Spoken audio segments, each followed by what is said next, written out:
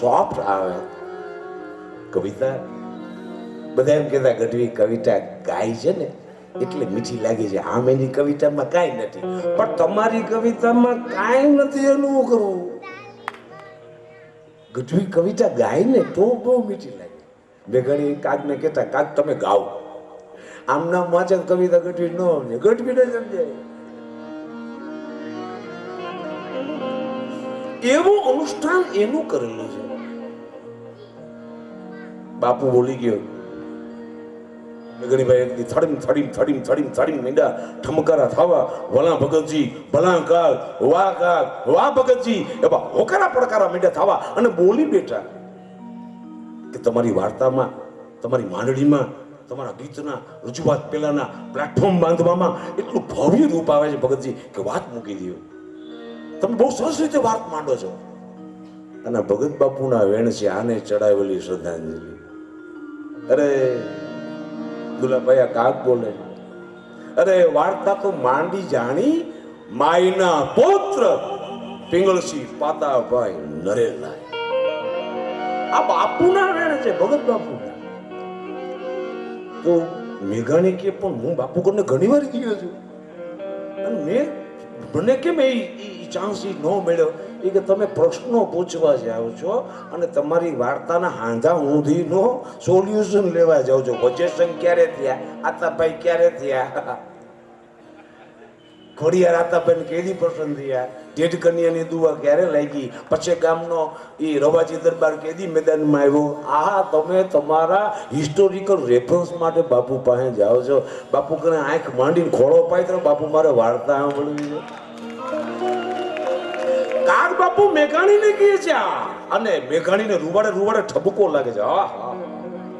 આવડો મોટો ડાલા માથો હું જેના વખાણ કરું છું એમ કે છે કે મારી પ્રેરણા સ્તોત્ર એ તો પિંગળસિંહભાઈ પાતાભાઈ નરેલા. આજે તમે ભગત બાપુને જેટલા સાંભળો છો એના રૂવાડામાં આના વેણ કીધું જ છે, કઈ જ દીધું છે. અને એટલે જ એ ટ્રાયેંગલ અહીંયા ભેળો થયો. આ પણ ભગત બાપુને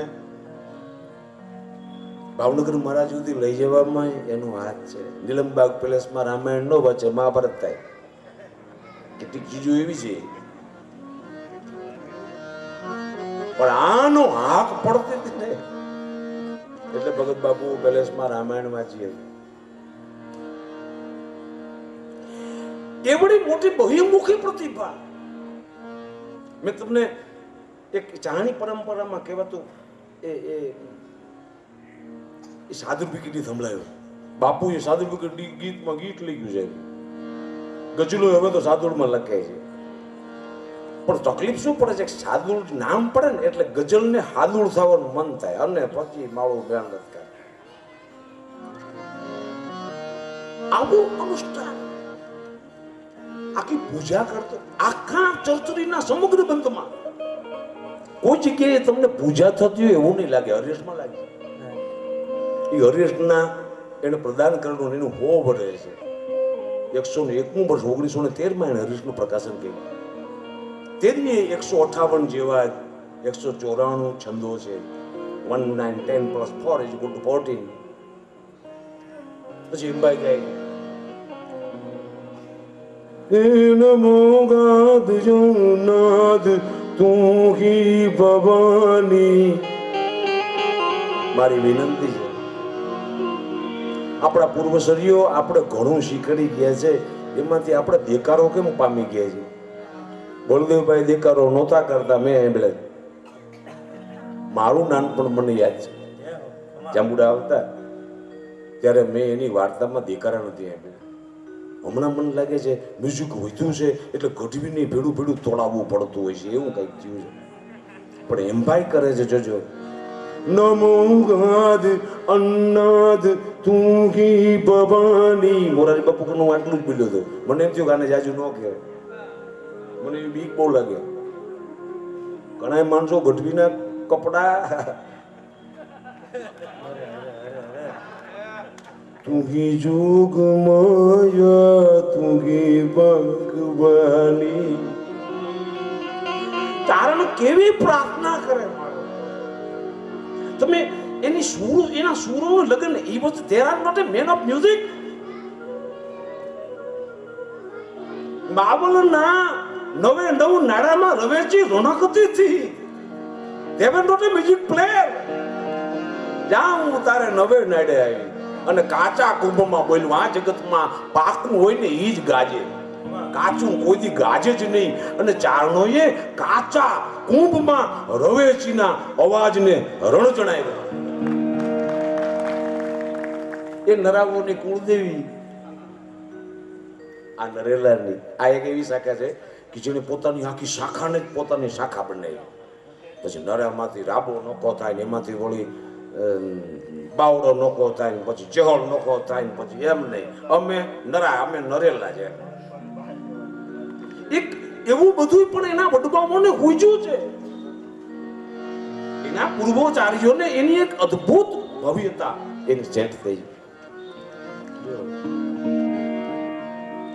તૌણ મોગાદ જન્નાદ તું હી ભવાની, તું હી જોગ માયા, તું હી ભગવાની. એમ ભાઈ એમાં ચંદબરદાય થયા.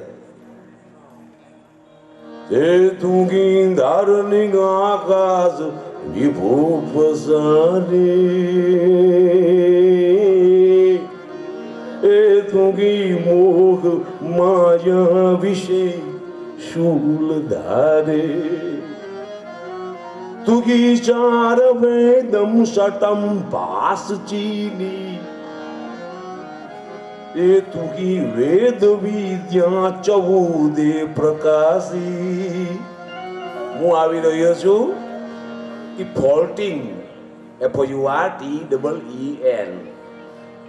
હવે તમને 14 સમજાવવા માટે પણ ઇંગ્લિશમાં બોલવું પડે, એવા ટાળા આવ્યા.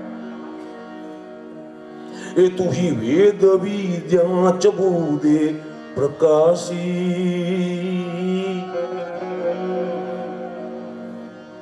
12 + 10 એટલે 46 માત્રનો ચરચરી. એ ચારણોના કોઈ ડિંગળ ગ્રંથોમાં નથી. એનાથી આ બધા રમે છે. એને એ બધા પોતપોતાના ભવ્ય સ્વરૂપમાં રમાડે છે. હવે તમને ઈ ઓમકારમાં પૂજા કેમ કરે છે? નકર એમ કે છે અષ્ટ સિદ્ધિ બઢીથી કે દાતા, અસબર અધીન જાનકી માતા. હવે આવી કડી આ આદિ શિવ ઓમકારમાં આવી.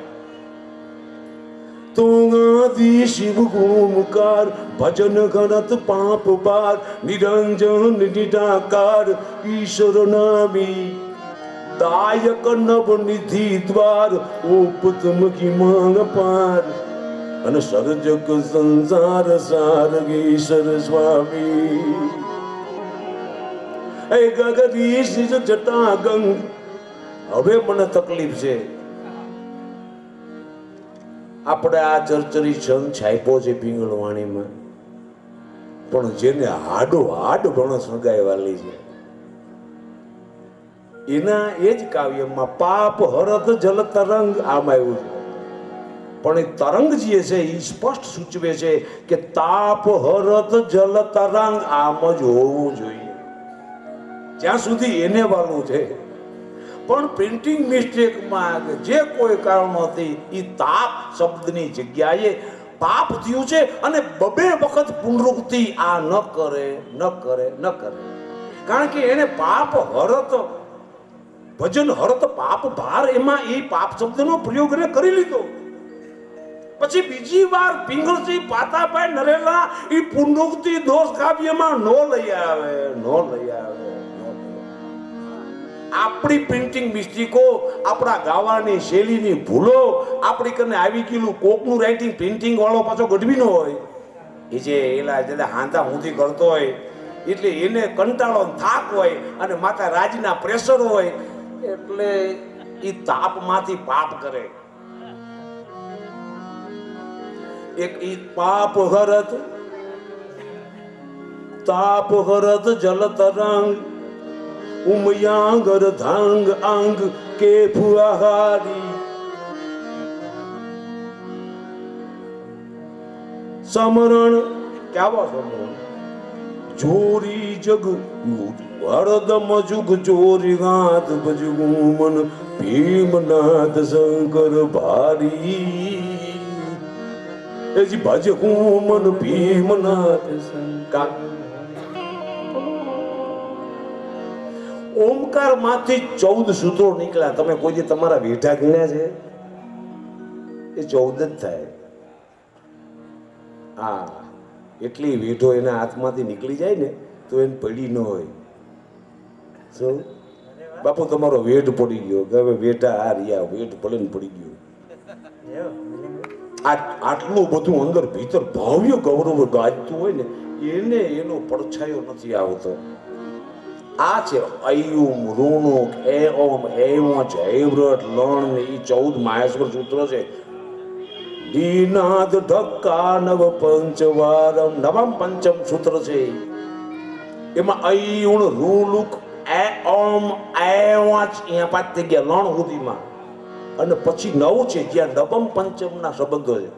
તમે સીતારામ બોલો ને તો નવમ પંચમ થાય અને નવમ પંચમ ને કારણે સીતારામ પૂજાય છે. નકર રખડતા હોય હજી આ જે તાકાત છે. તમે સીતાજી થી ગણો ને એટલે 11મી રાશિ કુંભ રાશિ થાય એટલે 11 12 1 2 3 4 5 6 અને 7 એટલે રામ થાય ર લ એટલે સીતાજી થી રામ નવમ પંચમ સંબંધોમાં છે. નૃત્યાવસાને નીનાદ ઢક્કા નવ પંચવાર. નૃત્યાવસાને નૃત્ય જ્યારે તાંડવ શાંત થયું અને જે મહાશ્વર છેલ્લે ડમરું બગાડ્યું એમાં નવમ પંચમ થી એ આખું ડમરું વાગેલું ને એમાંથી 14 મહાશ્વર સૂત્ર અને સમગ્ર ભાષા થઈ.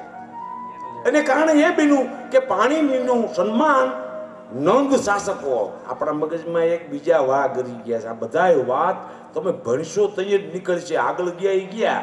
હવે જે વાહે રહ્યા એને એ વાહ પોતાના હાથે કાઢવા પડશે. યહાં ફિર से कोई शंकर नहीं आएगा, जहर अपने आप बांट लेना पड़ेगा.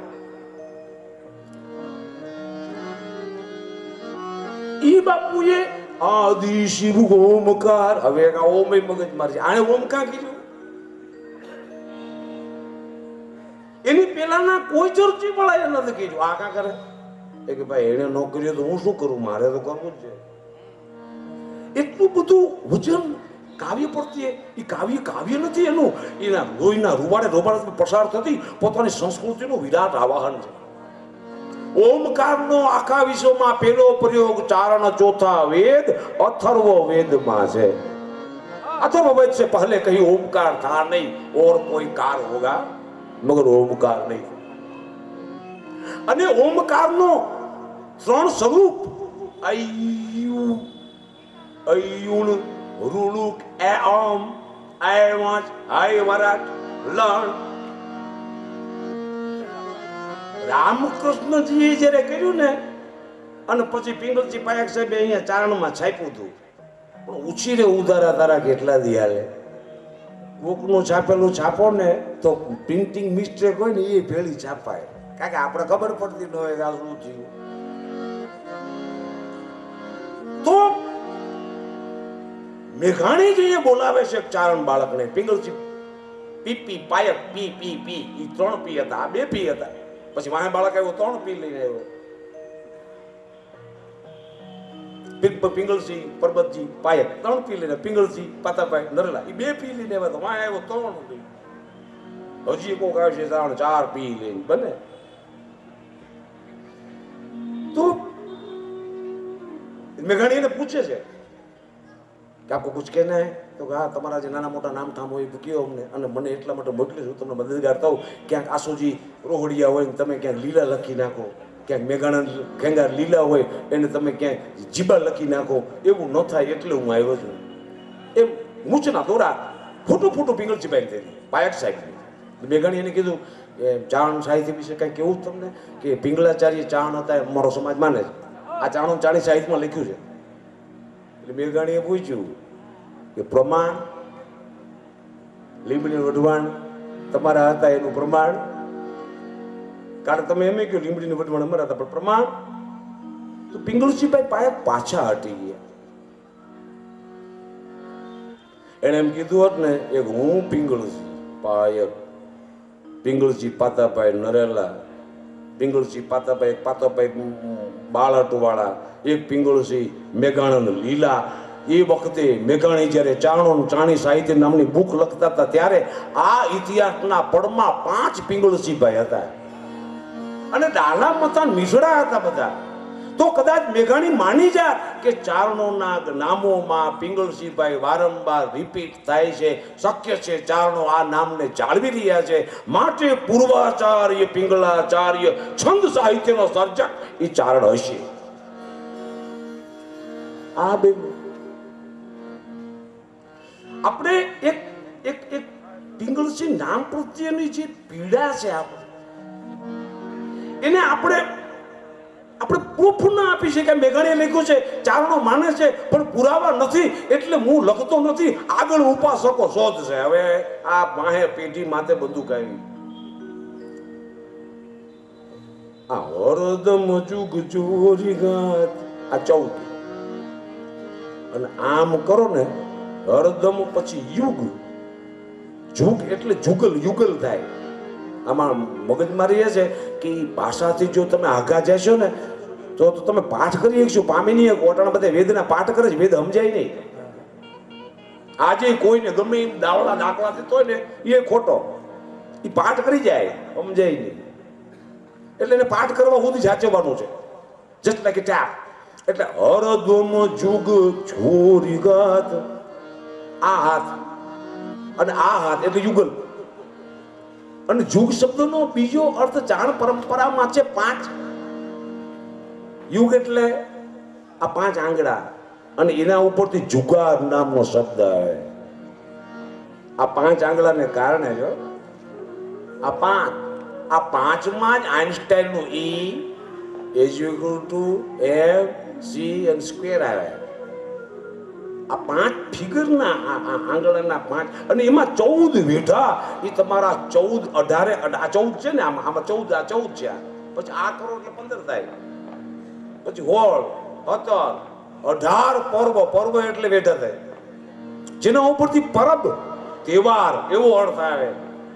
પણ આ બધું તો આપણે કીધું રામ જાણે આપણી કને રહ્યું છે ને બાકી કને ખોવાઈ ગયું છે, બાકી હાવ ક્યાંય વ્યા ગયા છે એનું કઈ નક્કી થઈ શકે એમ નથી. એને રિપીટ કરે છે એ ખોવાઈ ગયેલા પરંપરાના થાળને. આદિ શિવ ગોમકાર ભજન હરત પાપ ભાર નિરંજન નિરાકાર. ઈ તમે મહાદેવના દર્શને જાઓ છો? હવે જ્યારે જાઓ ને ત્યારે આ ચરચરી સહિત જાજો, નગર તમને મહાદેવના દર્શન નહીં થાય, મગજમારીના દર્શન થાય છે. મહાદેવ સબસે બડી મગજમારી भी है. કા તો તમે દાખલ થયા છો ક્યારે મંદિરમાં? તમે બધાય થયા છો, હું સ્વીકારું છું. પણ આ ચરચરીને સમજીને થયા હોત ને તો મહાદેવ સામો આવે. એ ગઢવી ભાઈ આદિ તમે મંદિરમાં દાખલ થાવ ને તો મંદિરનો જે ગર્ભાગાર સુધીનો જે આખું થાળું છે ને, થાળું મંદિરના પોઠિયાથી લઈ અને મહાદેવ સુધીનું એની આખી આકૃતિ ઓમ છે. આદિશ ઓલા ઓમની સ્પષ્ટતા છે જેની પાસે પોતાના ચારણ દ્વારા introduce the first time Om in world history, એવી એને પાકી ખબર છે. ભક્તિ તરીકે ઓમકારની એને સંપૂર્ણ ખબર છે. પણ આખા મંદિરમાં દાખલ થાવ ને તો તમને ઓમ ફીલ થાય. એવી રીતે એમાં ગણપતિનો પોઠિયો છે, વચમાં ઓલો કાચબો છે, પછી થાળું છે. હું તમને ગણાવું હમણાં. આદિ શિવ ગોમકાર, પછી ધાણી કરતું ઘંટાસુર હલાની. એ મંદિરના બે વિસ્તારમાં ઘંટો. હવે કદાચ તમે એકાદા ઘંટવાળા મહાદેવના મંદિર જોઈએ તો આપણે ખબર નથી, પણ તમે દરવાજામાં દાખલ થાવ ને એટલે ઓમના 2 છેડા હોય એમ 2 ઘંટારાઓની માથે આમ થાળી કરતો ઘંટારો કરવામાં આવતો અને પોઠિયાની આંખની હોંકરું એ ફળાના બાણના દર્શન થતા હતા. આખો ઓમકાર યુ મે ફીલ. ભજન હરત પાપ ભાર. આ ભાર કેના માથે આવ્યો? કે પોઠિયામાં છે. આપણે એ કથા જાણી છીએ, ઉમાશંકર જોશી એક્સપ્લેન કરેલી કે ભાઈ 3 વાર ખાઈને 1 વાર નાઈને બદલે 3 વાર નાઈને 1 વાર ખાઈને બદલે 3 વાર ખાય અને 1 વાર નાય એમ પોઠિયો બોલ્યો. ભગવાને કીધું તો હવે તું ભોગવી છે એ બાર, તું ભોગવી છે એવી એક દંતકથા, કેણી કથા અમારા સમયમાં ભણાવવામાં આવતી. કોને કોને કર્યા છે? નિરંજન નિરાકાર ઈશ્વર નામી. તમે કશ્યપ કાચબા સુધી પહોંચો ને, જેનું સંકુચન અને પ્રસરણ છે, એના સિવાય ત્રીજો કોઈ ફેક્ટરમાં નથી. Only 2 factor are there. નિરંજન ટ્વિંગ, નિરાકાર ટ્વિંગ, ઈશ્વર ટ્વિંગ નામી. પ્રસરણ એટલે નામ થાય. આ અહીંયા સુધી હુકમ આવી, આનું નામ થયું એટલે. સંકુચન એટલે 0 થાય, એટલે મેદાન પૂરું થાય. પ્રસરણ એટલે નામ થાય. નિરંજન નિરાકાર ઈશ્વર નામી. હવે પછી તમે મહાદેવનું મંદિર જોયું છે ને, એક સાઈડમાં ગણપતિ આવે અને એક સાઈડમાં હનુમાન આવે. તો દાયક નવનિધિ દ્વાર, એ દરવાજામાં મહાદેવના અંદર દાખલ થતા પેલા દરવાજા દાયક નવનિધિ દ્વાર. હવે હનુમાનજીની એક જેઠામો છે,